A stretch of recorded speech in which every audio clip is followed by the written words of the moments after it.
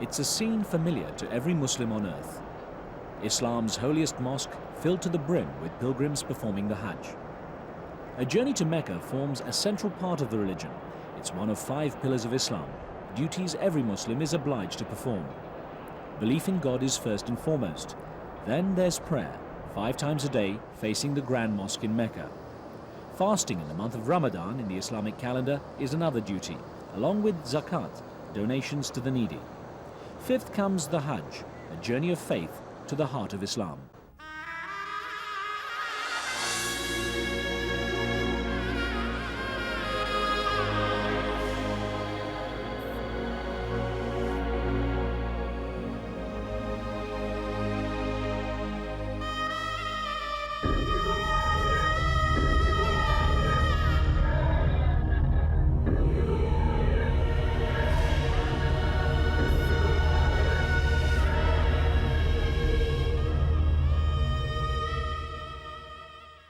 On the surface, it's simply a walk in the desert, but looking deeper, it's an audience with God, practice for the Day of Reckoning.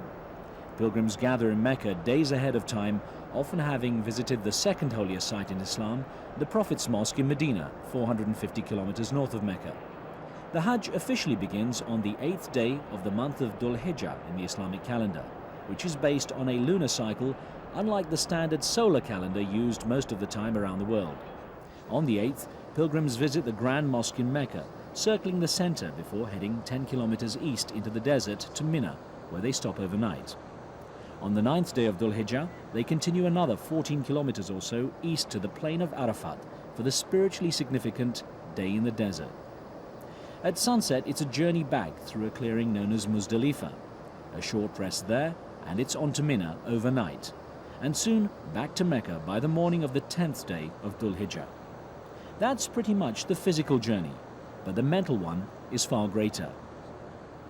The core purpose of Hajj is to be able to cleanse one's self from all sins and to be a born-again person.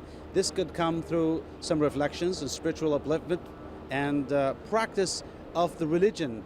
They need to come here and grasp the meaning of being here on the same land that Abraham and Muhammad and the rest of all prophets stepped on. This is very significant in the life of any person. It's the year 1422 in the Islamic calendar, and a particularly tense year for Muslims following the September the 11th attacks on the USA. Security was stepped up by the Saudi authorities in case radical elements used the gathering of Muslims at the Hajj to incite any form of extremism. Politics have to stay out of Hajj because Hajj is an individual experience as well as a collective experience on the part of those who come. A lot of people are not aware of politics and what their ins and outs, so they need to concentrate on the spiritual aspect of it. And I think the Saudi government has been taking some serious steps in that direction, preventing any demonstrations or any expressions of support to any country, including Saudi Arabia itself.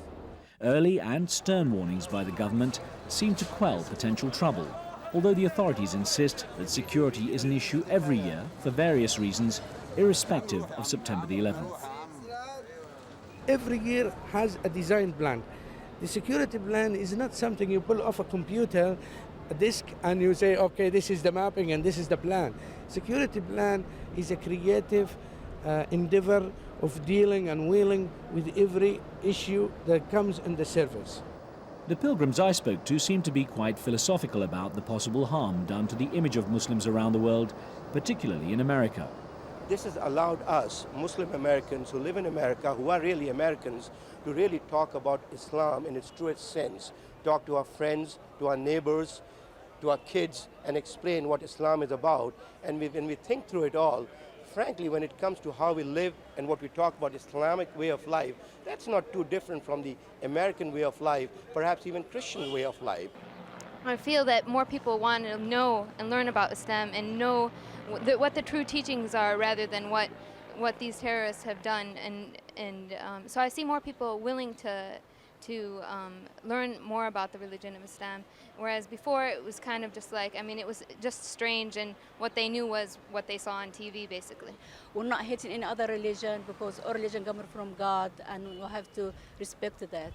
God says in the Quran, to save one life is as if you have saved all of humanity, and to kill one life is as if you have killed all of humanity. The life in Islam is extremely sacrosanct. Unfortunately, you know, because of the mass media in the Western countries, all of them, they think that all of the Muslims are terrorists and so on. But believe me, that the Muslim, you know, the Islam means peace, means hello, means salam. And Muslim people you see over here, you know, millions of the people are living here without anyone touching anyone and so on. This is a bad impression about the Muslim world, and it is not right, and it is not fair, really. Because it is a human being like any other human being. We believe in God like Christian. Muslim, not terrorist. Muslim, not terrorist. I think American terrorist. He killing all Muslim in the whole war. Afghanistan, Iraqi, etc., etc.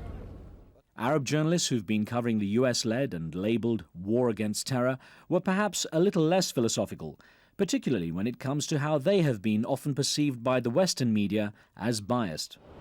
Just growing a beard has the suspicion of being a terrorist. If you try to convey a message that is not necessarily in line with an American policy, you get suspected of being a terrorist. I had a friend who used to work in Kabul long before Taliban, and just because he worked during the last days of Taliban, he was almost accused of being a member of Taliban.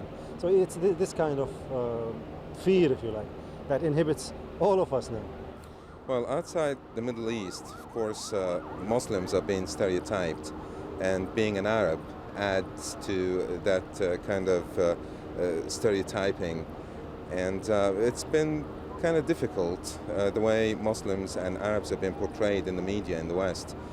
We've tried our best to portray what Islam is about, that we're the same kind of people, we can get along, we can communicate, we can establish contacts, we have the same worries, the same feelings, that Arabs themselves and Islamic countries suffered from terrorism. But, well, the message is not seem to be getting through, I'm afraid. Islam has not been hijacked by terrorists, but the silent majority of Muslims who are law-abiding, who believe in the true faith of Islam, have been quiet. And I think the time has come for Muslims of good standing to come up and say enough is enough, and not to allow those people who speak out loud and do things that are very alien to the concept of Islam. The key message from the Saudi government was that politics had to be kept out of the Hajj at all costs so that everyone could concentrate on their duties for the Hajj, which are demanding at the best of times.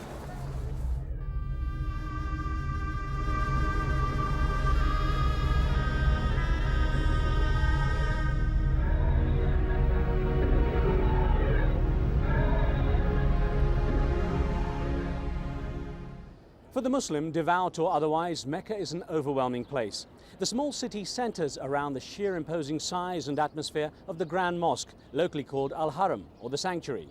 Like a marble magnet, it draws the pilgrims to its heart. Mecca is now a modern city. It's the birthplace of Islam's prophet Muhammad and the place where he founded the religion. It started out as a crossroads in the small hills of the Saudi Arabian desert, a passage through the rocky terrain. It's believed by many Islamic scholars to be where the first shrine to God was built by Adam after he and Eve were banished from the Garden of Eden. Later, the prophet Abraham is said to have built a similar house of worship on the same spot, now marked by the Kaaba, which translates to cube.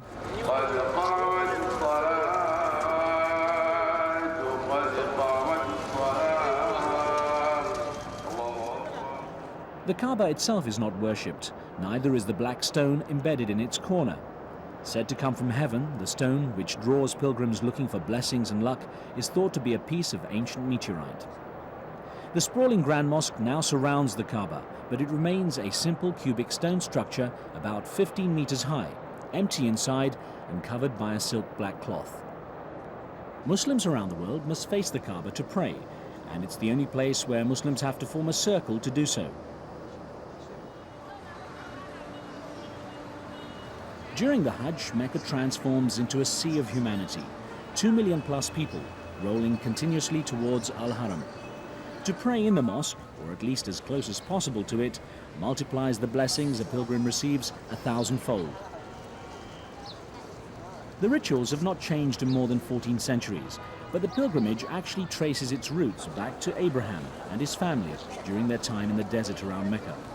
Despite the relative rigidity of the Hajj rituals, there are conditions to fulfill before setting off. A pilgrim must be of sound mind and body and possess the financial ability to complete this mission of a lifetime. Failing those conditions, a Muslim can consider their Hajj performed by sending someone in his or her place. Sometimes communities or poorer villages will pool resources and send a representative pilgrim to Mecca, who brings the blessing and stories of the journey back home with them.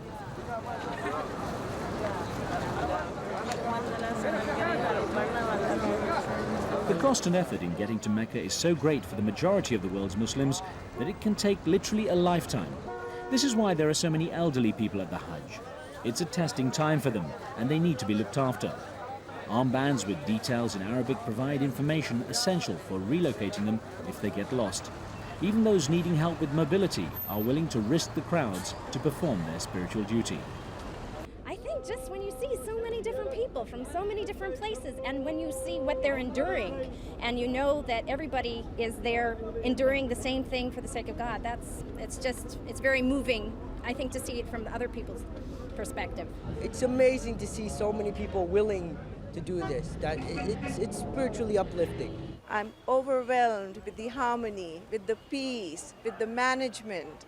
It's amazing. I've traveled all over the world, and it's something, to witness. I gained a lot of experience. For all my 68 age, I came here, I saw a lot of experience. I wish next year I'd be here again, God willingly. The biggest thing surprised me, the management and how they make the people come together in one place and perform Hajj in a good atmosphere, healthy atmosphere. In ancient times, unlike today, the road to Mecca was a tough and dangerous one, often taking months, even years of travel. This is one reason few women have made the pilgrimage until more recent years. Now, according to the Saudi government, 40% of pilgrims are women.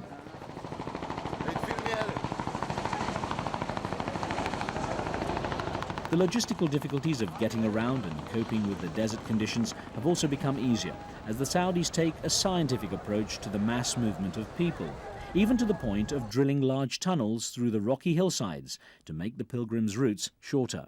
Hajj is a cosmopolitan and a global convention. The people here in the street from all facets, from all land on earth, from all the globe, all nationalities you will find here. You've seen also in the reports. Now, this teaches us that we have to deal with the phenomena of the year. Every year after year, some new service gets been furnished to the Hajjis. Although the Hajj covers a core period of about 3 days, it ends up being much longer for most people, especially considering the lengthy travel involved for some. The pilgrims, having gathered in Mecca in the days prior to the start of the Hajj, are often already exhausted or sometimes weak and ill. On the 8th day of Dhul Hijjah, when the rituals begin, they utter their intention to perform the Hajj and don their special pilgrimage attire, their Ihram. For men, this is 2 simple white sheets, symbolizing simplicity and equality for all, rich and poor, black and white. Women have less restriction, simply having to dress modestly, but they should leave their face uncovered, which contrasts with the practice of some of the more traditional conservative women who never reveal their faces.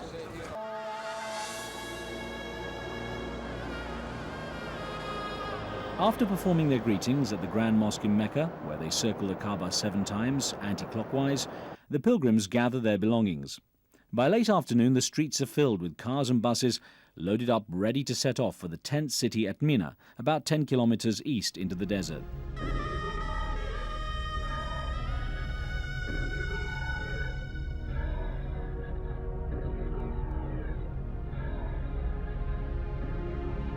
Mina has grown into a huge city, row upon row of modern, comfortable accommodation for the organized groups, although of course people will pitch camp wherever possible. Fires at the tent city in the mid-90s led to scores of people killed. The cause was solid fuel stoves used by some pilgrims to heat their food. Since then, fire-retardant materials have replaced the regular canvas covering. Fire sprinkler systems have been installed, and the tents are even air-conditioned. Mina is an overnight stopping point in preparation for the next and most demanding part of the Hajj.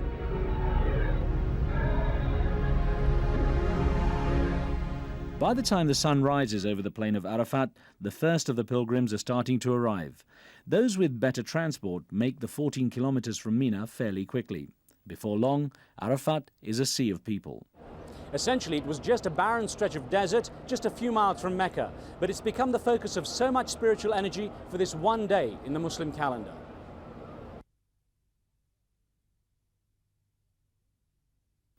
According to religious belief, the day in Arafat follows in the footsteps of Abraham, Jesus and Muhammad, and is the Hajj. Failing to be on the plain between noon and sunset means a Hajj has not been performed. It's meant to be a time of reflection, examining one's life and asking forgiveness for sins committed.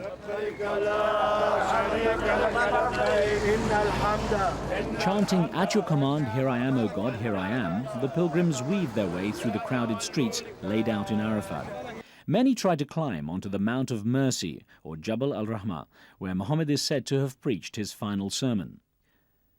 The authorities try to discourage people from piling up on the small rock, as there is no obligation to be on the mount specifically. But the pilgrims have come a long way, and it's hard to deter them. They're proud of getting here and want their families to know.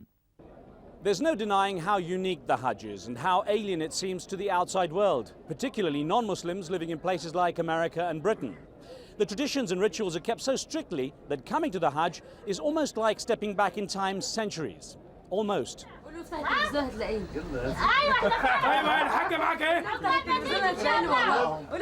During these hours in Arafat, a Muslim is supposed to ask for a clean start, a chance for redemption. It's described as rehearsal for the Day of Judgment, when all have to answer for their sins.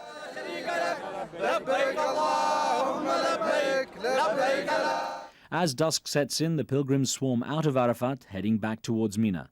There's a brief rest stop in an area called Muzdalifa, just before the tent city. Here the faithful collect a handful of small pebbles, which they carry with them to a place beside Mina called the Jamarat. It's said that when Abraham, his wife and son were in the desert, Satan came to them all individually, disguised as a stranger, trying to break their faith in God. They all threw stones at him to drive him away. Throwing stones at the Jamarat, 3 stone pillars, is what the pilgrims do to symbolize the casting out of the devil. The Jamarat are now set between 2 floors of a huge walkway bridge.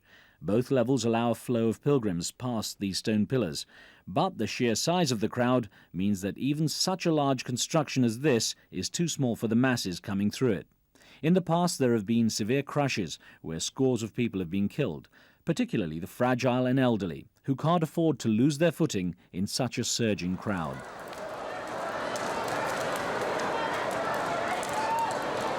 The Saudi authorities find this to be one of the most challenging logistical problems of the Hajj. The flow of the pilgrims is now up to about 150,000 per hour, but it's still a potential deadly logjam. Once this part of the Hajj has been completed, the pilgrims can begin the closing rituals, such as the cutting of a lock of hair. Some can't wait and quickly look for help. As the 10th day of Dhul Hijjah comes to life, the pilgrims start to flow back into Mecca after the stoning of the Jamarat. The official end to the Hajj approaches, as Muslims around the world observe this as a day of celebration known as Eid ul-Adha. Eid is marked by the sacrifice of a head of livestock, again symbolic of Abraham being asked by God to sacrifice his son as a test of faith. After the Eid celebration, many pilgrims return to Mina to continue stoning the Jamarat, although it's possible to send someone else assigned to perform it on behalf of the absent pilgrim. By now, many of the travellers are packing their bags for the journey home. The scene is often dominated by the large number of shaved heads, where many men opt for more than just a lock of hair cut off. A freshly cropped scalp is regarded as a proud symbol of a Haji, a man who has completed his religious mission of a lifetime. Modern transport is making it easier for the pilgrims to get to Arafat and Mecca to perform the Hajj. Islam is believed to be the fastest growing religion in the world, meaning the numbers wanting to come only get bigger. And that presents something of a challenge for the Saudi authorities. Technology has made the Hajj far safer, particularly in moving the large number of people from place to place. Plus, facilities for hygiene and health have improved, and there's greater awareness among the pilgrims themselves of what's expected from them while they're in Mecca and Arafat. The organisers of the Hajj say they are developing a cumulative knowledge with every problem, accident and issue they have to deal with each year. This time, the concern over Islamic radicals causing trouble proved to be unfounded, but the experience no doubt added to the cumulative knowledge. The image of Islam still rests in the hands of extremists. Islam, as a word, in Arabic it means surrendering to God the Almighty. So it's a religion of submission. It's a religion that establishes peace and coexistence with other religions. It's been the way it is. I mean, we are in the year 1422, the end of the year 1422 Al-Hijrah. Islam has been here for a very long time, and never an incident like what happened in America lately. It happened before in the 1422 years. You know, why would Muslims wage a war now against Christian civilization and so forth? The burden, of course, is on the Muslim side, because we are under attack. We have to defend ourselves regardless. Knowledge always should come first. We try as much as we can just to convey the message. We are just like you. We might be thinking differently. Most of the differences actually are just what you might call contextual and phraseology. People do not give you the chance to express yourself the way you want. They sort of rush you to express things either the way they want, or they disregard what you have to say. Before it will get better, it may get worse, but I'm sure things will come back to normal.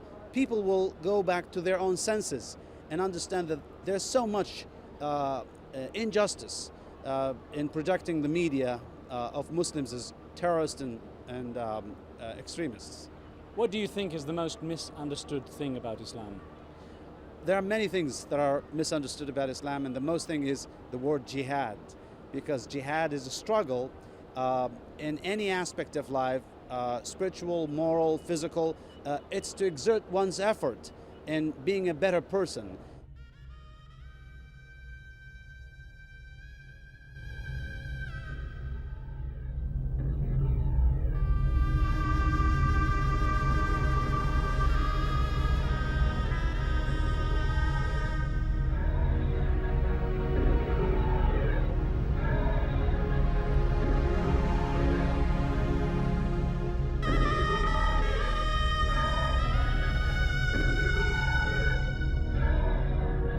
The Hajj is handled next year may well depend on what happens over the next 12 months.